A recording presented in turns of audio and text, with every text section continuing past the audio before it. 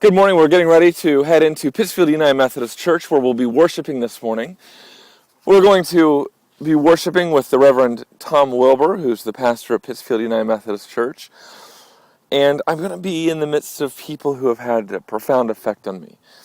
People who have shaped me from a child, people who have enlivened me with the Holy Spirit, and people who have continued to shape my ministry, even though I don't live right here in Pittsfield or attend this church regularly. It's amazing how Facebook and YouTube and Twitter and being just part of a connectional church like the United Methodist Church helps us stay connected even across great distances and time. So tell me something about your acoustic neuroma a year ago. Okay.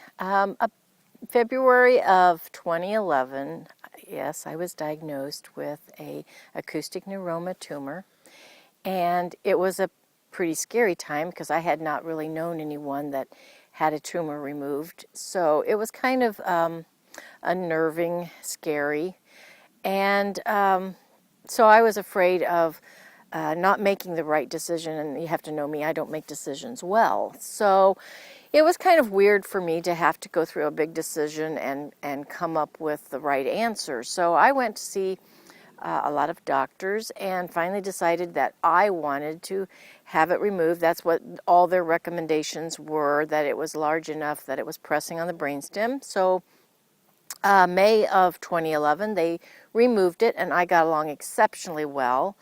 Had trouble with balance a lot because they took the inner ear out of the left ear. And so it was extremely difficult to walk and move for several weeks.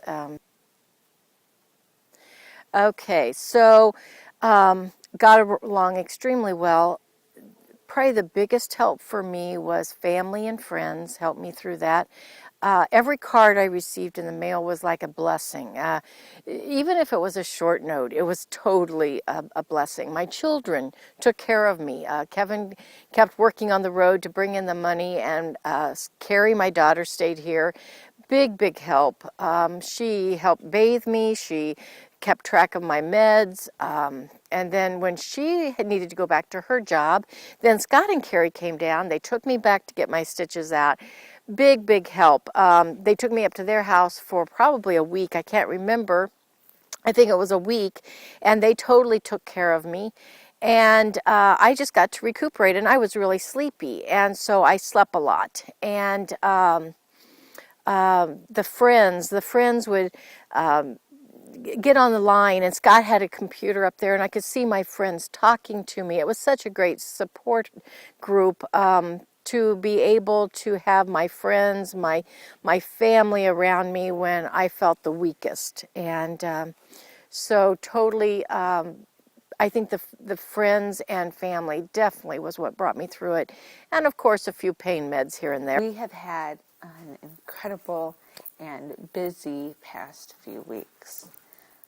Leading up to Scott's surgery and now following his surgery, Scott and I have been surrounded by loving, supportive communities, whether that be the communities of his hometown Pittsfield or my hometown St. Louis, Chenoa and my church, or the church in Pontiac and the communities of Evenglow.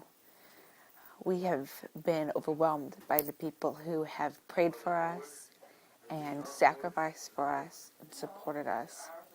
And you know, throughout this process, I firmly believe that those prayers and that love and that support has changed for us the healing that Scott and I have experienced these past couple of weeks. Following going into his Scott's surgery, I was terrified because I didn't know what lay ahead. But from the moment he was out of surgery on, Scott and I have been on this incredible journey of healing, and it's been moving quickly. From his eating the solid food the morning after his surgery to walking the next day after that, and then each day walking farther and farther and getting stronger and stronger and becoming more and more himself again. I feel truly blessed to watch this miracle unfold in front of my eyes. And I know that in the midst of this, none of this was possible because of us alone. This was all possible because of the knowledge of doctors and the love and support of community and the wisdom and strength that have been shown to us by God in the midst of this. And so now as we sit here, Scott and I are not with you there at Evenglow, but we have returned here to Pontiac. We're settling back in to routines. Scott is doing well, and we are blessed deeply each day. And so today, as we talk during this Bible study about healing and moments of healing, I would invite you to go ahead and take a moment to reflect on a time in your life when you were in need of healing, or when someone that you love was in need of healing.